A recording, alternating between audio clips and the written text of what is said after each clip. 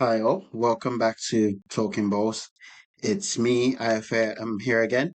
Um, this episode is going to be a bit different from previous ones. I'm sure you can garner from the podcast image that this is a podcast about all sports. And to be honest, with the World Cup going on, I've kind of forgotten about other sports. So today, this episode's only about the NBA. Just looking at a few things that have happened in the past couple of weeks and just analyzing what's going on in the NBA, taking a break from World Cup and football for this episode. I'm sure I'll be back to it next week, especially after the France Paraguay game last night. I do really want to talk about that, but I guess I'll have to wait 1 week for that. Today's episode going to cover the two big trades that have taken place in the NBA recently. So that's Jaylen Brown to the 76ers and Giannis Antetokounmpo to the Heat. You're going to look at LeBron and his decision to leave the Lakers this year and his potential options for the next season or next 2 seasons whenever he chooses to retire. Just a few other free agency moves. As always, give us a like and a follow here on Spotify, or if you're listening/watching on YouTube, give us a like and don't forget to like and subscribe. I'll include the links in the show notes. And of course, comments are always appreciated. And if you do want to reach out another way, you can send me an email at daretoyan@gmail.com. That's DARETOYAN@gmail.com. I'll also include that email address in the show notes. First up is the Jaylen Brown trade. So Boston Celtics traded Jaylen Brown to the Philadelphia 76ers for Paul George, two first round picks and two second round picks. Or as I view it, Paul George, one first round pick and two second round picks. Where I'm going to look at the two trades coming up is I'm going to give you the trade and then I'm going to look at it from each team's perspective and kind of give my view on things. The 76ers, obviously, I think this is a brilliant trade for them. Jaylen Brown coming off a season where he finished sixth in MVP voting, um, carried an injury depleted Celtics and completely revamped Celtics side to second seed in the East as well. And he's going to come in 29 years old in his prime, finals MVP when Celtics won in 23-24. He's going to join a lineup that's already got Tyrese Maxey, VJ Edgecombe, and Joel Embiid. So that's going to be quite interesting to see. I think they could definitely, I see them finishing in top three next year in the East. And genuinely, they could make a first run to the conference finals since 2001 under Allen Iverson, which will be huge, especially for someone like Joel Embiid, who's dealt with a lot of that criticism in his career with the 76ers. Uh, yeah, so I think, especially with the return as well, with what they gave up, with Paul George, they were looking to move off that contract anyway. I think Paul George is due £54 million this year, $54 million this year, and about $57 million next year. And yeah, I mean, switching a 36-year-old injury-prone Paul George, who's missed a combined 78 games the last 2 seasons, or rather, who's played 78 games combined last 2 seasons for prime age, like I said, fringe MVP candidate Jaylen Brown is a huge, huge bonus. And the Paul George contract, some Sixers were already looking to offload that. I believe they were offering the Paul George contract and a first round pick as a sweetener, which is why I said the ultimate return Celtics received was Paul George, one first round pick and two second round picks. Because they were already gonna if the 76ers were already offering Paul George and a first round pick just to get off that contract. Tells you what they feel of both players. And really where both players are, to be honest, because Paul George hasn't been the guy we've known since probably before his Clippers days. Probably last time we saw the real PG was when he was at OKC, so the Thunder. I don't know, 5, 6 years ago now. He's not been the same since with injuries and of course age as they catch up to you. They do take care of you a bit. I mean, granted, Jaylen Brown's contract is massive, 3 years. He's got 4 million. Sorry, he's got 57 million this year, 60 million the year next year, and then 62 million the year after that. So it's quite a massive contract, but the return should be a lot greater than what they've got from Paul George so far. That being said, it's going to be interesting to see how Brown fits into the 76ers because, like we saw last year, he was the number one option with Jason Tatum out injured for most of the season, which is why he finished sixth in the MVP voting. So, how does he adapt? Because Tyrese Maxey and Joel Embiid are going to get the majority of touches. So, Brown's going to be a third option at best. So, does that mean he develops his spot up shooting more? On the plus side, it also means he has more energy to focus on the defensive side of the game where he's a really good perimeter player. He's a really good perimeter defender, as we all know. And with Joel Embiid manning the post and center, this could be quite a good 76ers team. Loads of energy, loads of athleticism on perimeter, and Joel Embiid dominating on the inside. So it's a really brilliant trade for the Celtics, for the 76ers, considering what they had to give up. From the Celtics' point of view, it's a bit confusing, really, because the gist is that the Celtics viewed Brown's contract as not as one that wasn't very valuable or wasn't great value for them. And I can see why they think that. If your second, let's be honest, your second option earning averaging $60 million over the next 3 years, that's not conducive, especially with the new salary cap rules coming in and the apron and everything else. But to switch out for someone averaging about $55 million a year and whose return or whose on-court production will be vastly reduced compared to Jaylen Brown's, it's a bit of a naff. It's a poor trade. Let's just put it that way from Celtics' point of view, because I've already covered Paul George and his limited availability with injuries and that 25-game suspension last year for PEDs. I'm pretty sure if you compare last season's production, Paul George is 12 points, 2 rebounds, and 1.5 assists down on Jaylen Brown last year on way worse shooting percentages, which means you're only saving about $4 or $5 million a year for next 2 years for vastly reduced production. And it just doesn't make sense to me because Jaylen Brown, he's a star player in the league. He's no superstar, but he's a star. And a lot of teams would have given up probably way more in return for him. But so the fact that this was all the Celtics could do, if you want to get rid of Jaylen Brown, fine. But to get this return for him, especially at a time when Jason Tatum coming off that ACL injury, he's 28, he's now in his prime. Derek White, he's 32, so he's getting to the end of his prime. Like, surely this was time to go all in and keep your 29-year-old star rather than bringing in a 36-year-old form. It's still a star because of his name, but he's just very much declined. He's several years into his decline already. So why make that trade? It just doesn't make sense, especially now that the 76ers are also in the East. So you've also strengthened them and the championship chances while weakening yours. All in all, like, it's a really bad trade for the Celtics. I give 76ers a B plus because Brown boosts that championship hopes very much. But I don't know if he's the perfect fit for them still.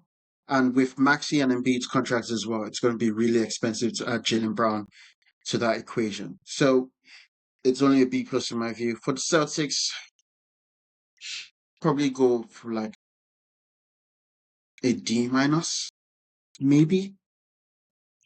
I want to give it an E or F, but the reason it's a D minus is Paul George has 2 years, whereas Jaylen Brown had 3. And PG's second year, so not this coming season, the one after, is a player option, meaning if you can convince him maybe to decline it and maybe give him a 2 3-year contract, that overall long-term value is greater, but per year, the annual average value of the contract would be much lower.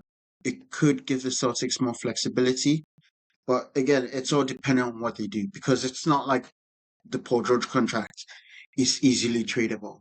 I've already said Philadelphia 76ers were willing to add sweetener to get rid of our contract. So it's not like the Celtics are going to be able to use this contract to get a star to join their team as well. So it's really interesting. But yeah, that's a D minus for me, for the Celtics, as far as I'm concerned. Onto the Giannis trade. This is the I don't know how to say it. Like I didn't it wasn't as much a blockbuster trade as I expected it to be. One, the return isn't that huge, but again, I guess that's because recently the market for trades has been extremely inflated. We've seen the likes of Michael Bridges and Lamelo Ball and other other maybe fringe all-star slash all-star players, OG Anunoby, players who aren't necessarily stars going for massive returns, going for 5, 6 first round picks, etc. I think the market is finally cooling down and coming back down to earth, which is why this trade wasn't as big as it could have been. I think there's also an aspect of age and just the fact that it's been going on. The rumors of Giannis wanting out have been going on for about almost 2 years now. So the trade is Giannis and Bobby Portis to the Miami Heat, Tyler Hero, Kelly Owe, Jaime Jaquez, I don't know how to say it, and Kasparas Yakusionis. It might not have written who, because I've never heard of that guy. Guessing he's a rookie. Plus 3 first round picks, 1 first round pick swap, and 1 second round pick to the Milwaukee Bucks. From Milwaukee side of things, I think it's quite straightforward. Your cornerstone player, your franchise player, Giannis, 2 MVPs, 1 Finals MVP, 10 All Star appearances, loads of All NBA appearances. I think he's been Defensive Player of the Year once or twice as well. I mean, he wanted out.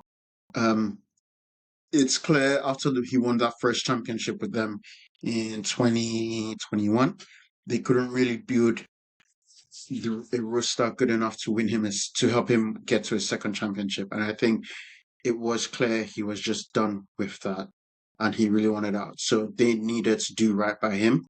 And one, send him somewhere he actually wanted to go, but also maximize the return they got for him. Why they needed to do that? I mean, Giannis is the Bucks franchise leader in almost every stat you can think of: points, rebounds, assists, blocks, games, minutes, field goals, free throws, even triple doubles. Like, he's so clear of everyone else in that franchise history. I don't think it's a push to say he's the greatest ever player in Milwaukee Bucks franchise history. So yeah, it's only right they did right. It's only good they did right by him, or only fair they did right by him. And the return isn't too bad. I mean, Tyler Hero is a good third option scorer if the Bucks can find a first and second. Jaime Jaquez finished second for Sixth Man of the Year this past season, and Kaliwe is also a solid rotation piece at center. So it's not a bad thing. And of course, the picks you've got as well: 3 first round picks, a first round pick swap, and 1 second rounder. I think 1 first round pick is this year, or the draft that took place last week, but the other 2 are 2031 and 2033. So very much by the time Giannis may have left the Heat or would be in decline. So they could be really good picks. And the option here is, of course, the Heat don't have to use all 3 picks, all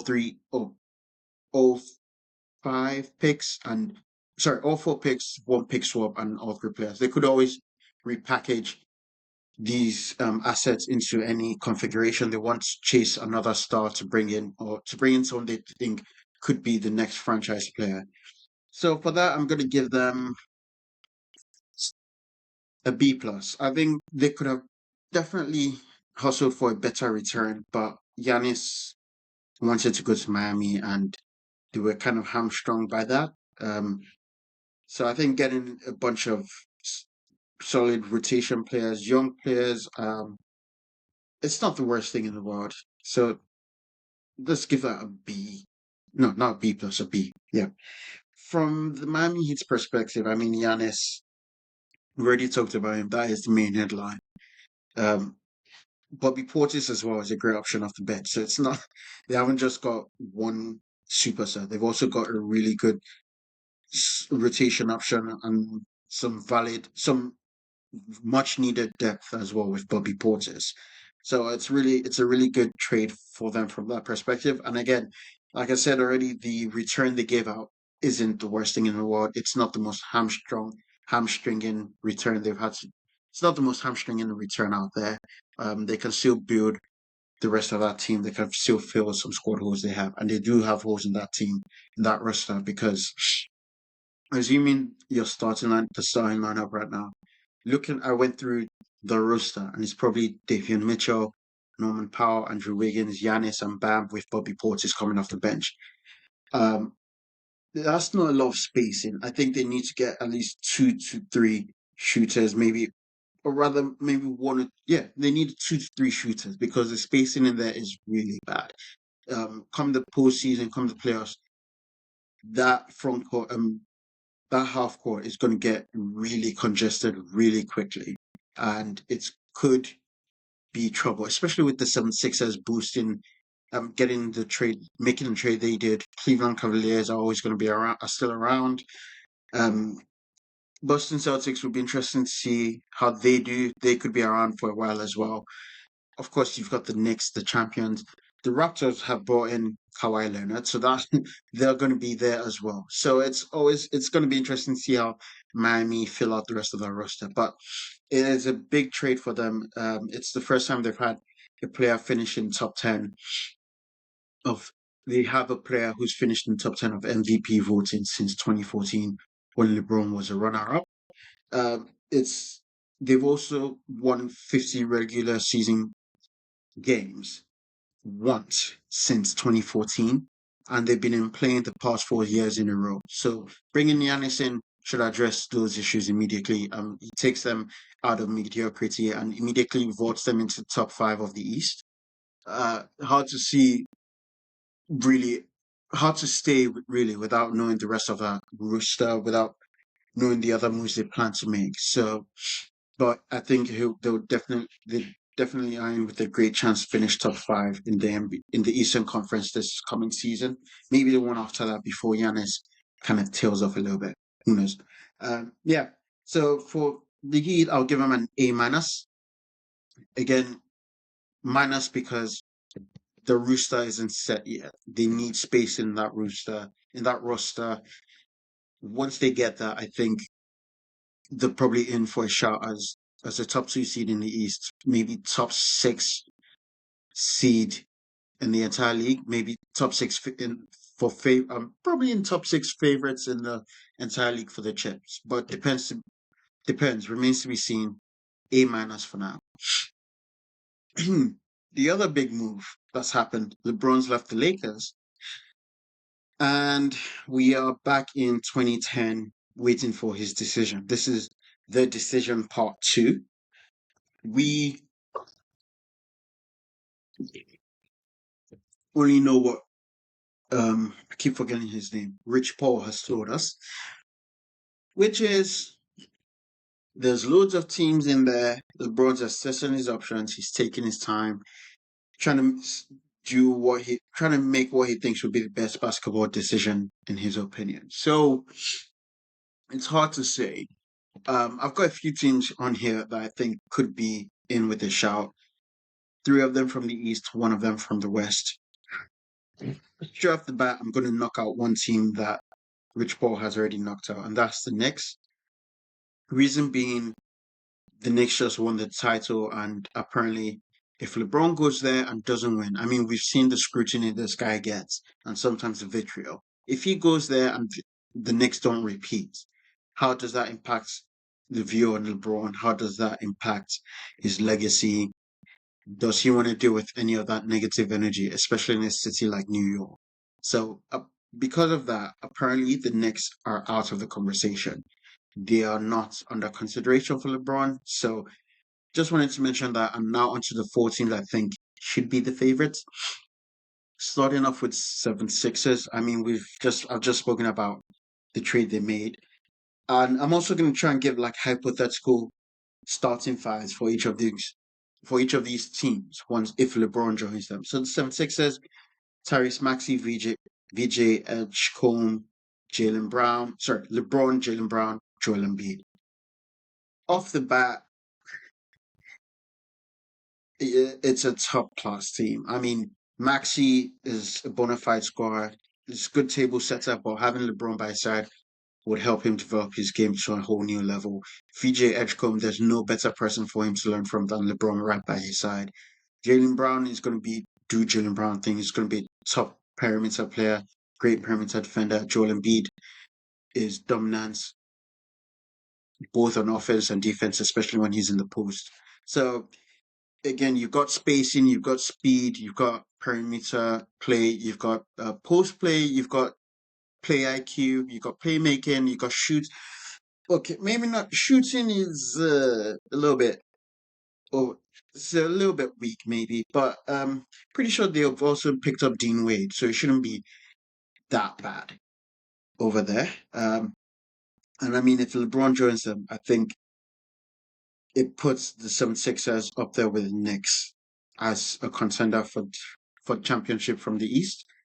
Puts them above the next tier, which I think will be Miami, Cleveland, Toronto, maybe, and probably the Celtics. Plus, LeBron going to Philadelphia. I mean, that's the city of brotherly love.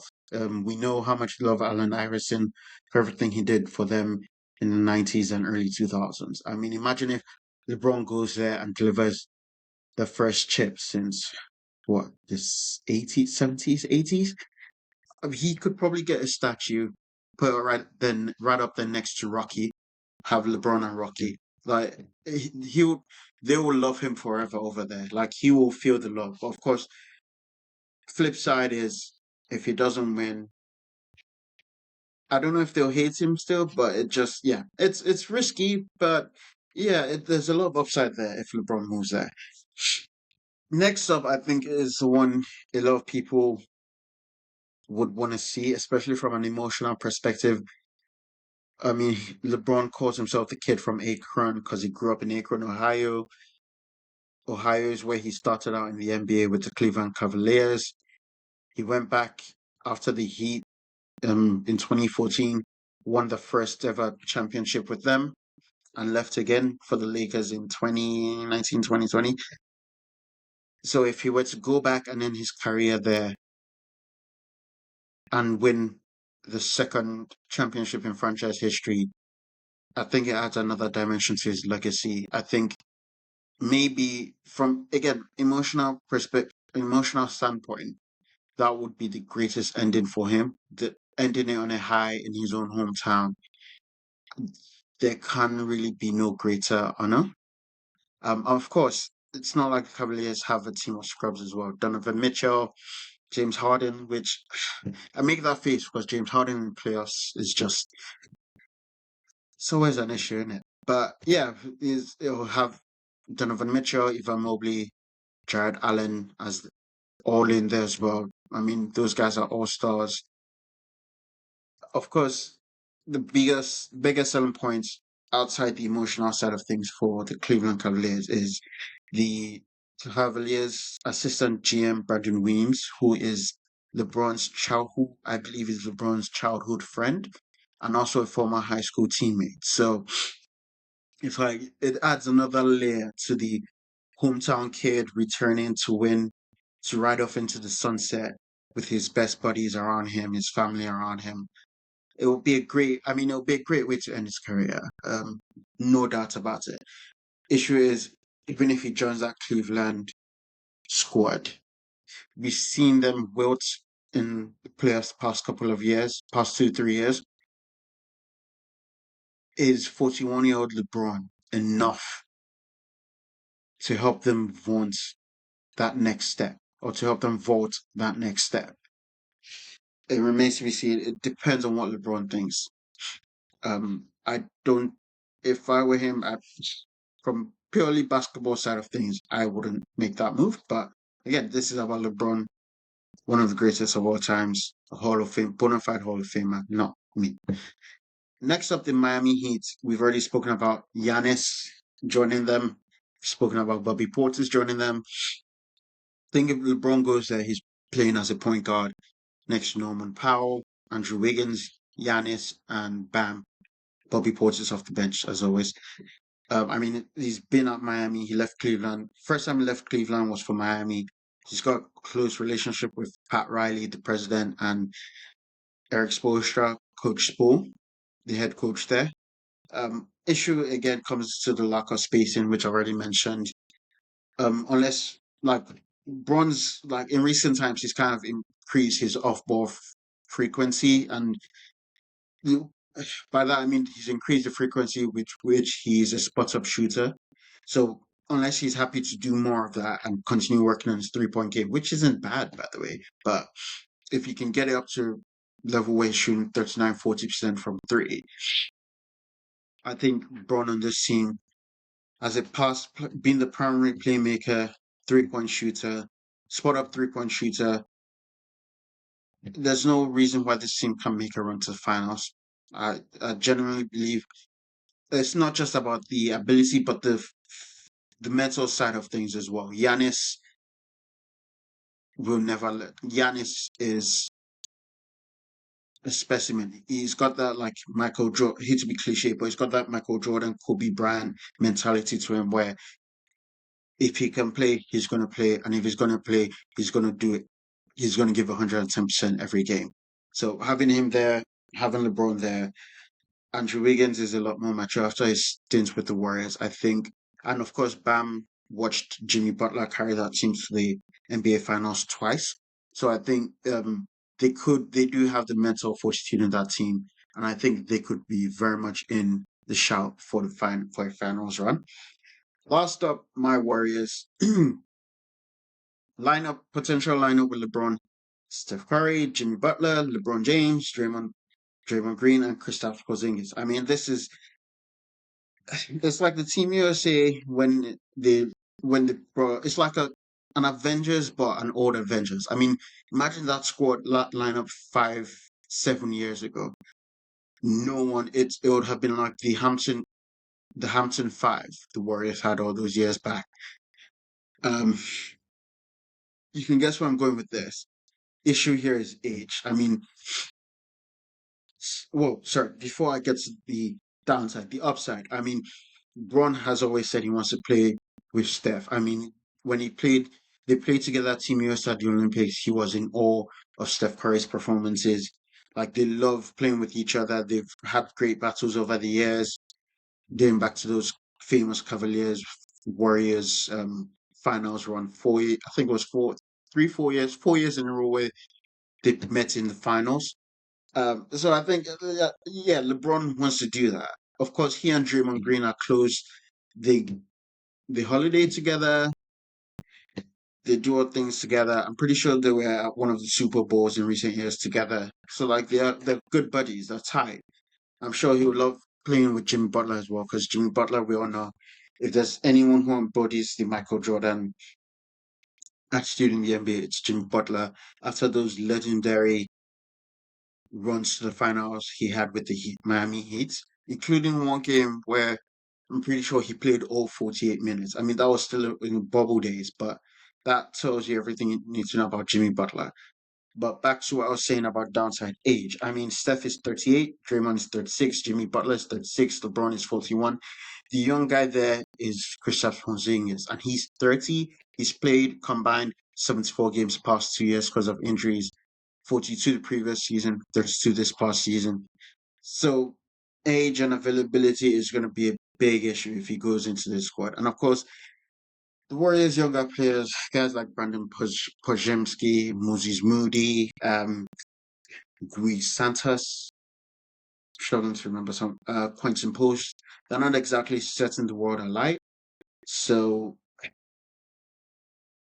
there may need to be some heavy lifting, especially in the regular season, just to get enough wins to get into the playoffs. It may be one of those where first 60 games or so, these guys are going to be battling injury and just going for it all. And then when they feel like they've done enough where the team is in a point where it can comfortably make the playoffs, it might be a case of no back, several players don't play back to backs. So you don't play games. If you play a game tonight, you're not playing tomorrow night. Just to better load manage the players and their ages and just weary limbs. It might be that case until you get to the playoffs. And then, of course, in the playoffs, anything can happen. That being said, this team, well, even before, if we leave LeBron out of the equation, Steph, Draymond, Jimmy, yeah, include Kristaps Porzingis in that as well, probably have the most playoff experience in the entire league. That quartet. I don't think you can name another team with a trio or quartet with that much playoff experience. I mean, Steph and Draymond have what, 4 rings each. Jimmy doesn't have a ring, but he's carried a team to the NBA Finals twice. So yeah, Bron. If he wants to, he could go there because he knows he doesn't have to do too much carrying because all these guys know what it takes to win. And yeah, that's it for me in terms of looking at LeBron's options. I mean, what do you guys think? Where do you think he goes? Leave a comment, send me an email. Let's have a conversation because I'm intrigued. Like, obviously, I haven't looked at every team in the league, but if you think there's somewhere I've overlooked or somewhere that if he joins, they become immediate title favorites beyond any doubt, let me know. Finally, I'm gonna my last thing I just want to talk about. The last thing I want to talk about. I've called this "Watch Out For," and that's what's happening with centers in the NBA. The reason I've said that is 2 weeks through free agency, and there have been loads of moves around centers, and I don't understand.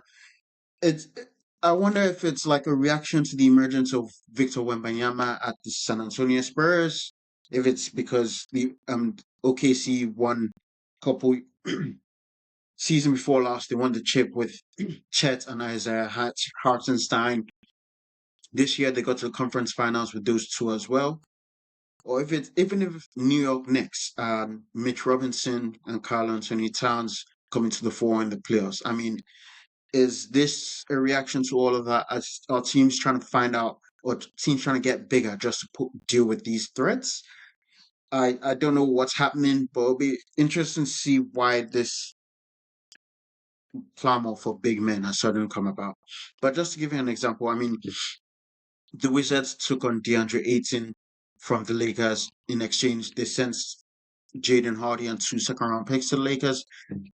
Of course, the Lakers then went ahead, traded 2 first-round picks and 2 second-round picks and 2 picks worth for Walker Kessler and signed him to a 4-year, $130 million deal. By the way, that's why I said that's what I was talking about with the Celtics and the return they got for Jaylen Brown. I mean, the Jazz got 2 first-round picks, 2 second-round picks, and 2 swaps for Walker Kessler. I'll leave it there. Knicks, of course, lost Mitchell Robinson in free agency, so they signed Andre Drummond to a 1-year, $4 million contract. He's going to back up Karl Anthony Towns. Celtics, talking about analytics and value contracts, then signed Mitchell Robinson for 3 years for $7 million. They also signed Neemias Queta. They also re-signed Neemias Queta for 4 years, $56 million. Something in there about value and contracts and blah, blah, blah. I'll leave it at that. Atlanta Hawks signed Jock Landale, who is a career backup. I'm pretty sure the last time I heard about him was backups like Yusuf Nurkic at Suns or something, to a 1-year, $14 million contract. I mean, that's sixth, seventh man money, maybe fringe starter money. And of course, Mo Wagner coming off an ATL tier, signed up for 2 years and $19 million to be the Brooklyn Nets backup. Some moves going on around centers. I don't know what's happening. Again, guys, if you have any idea what's happening, leave a comment, send me an email, do something because I need an explanation for all of this stuff that's happening with centers. I don't get it. I thought the league was moving to positionless basketball. Apparently not. So thank you once again for coming in, for listening or watching. Once again, like, follow, subscribe, leave a comment, send an email, whatever you want to do. Just help us get out. Help us spread the word of this podcast. Thank you guys for listening. See you next week.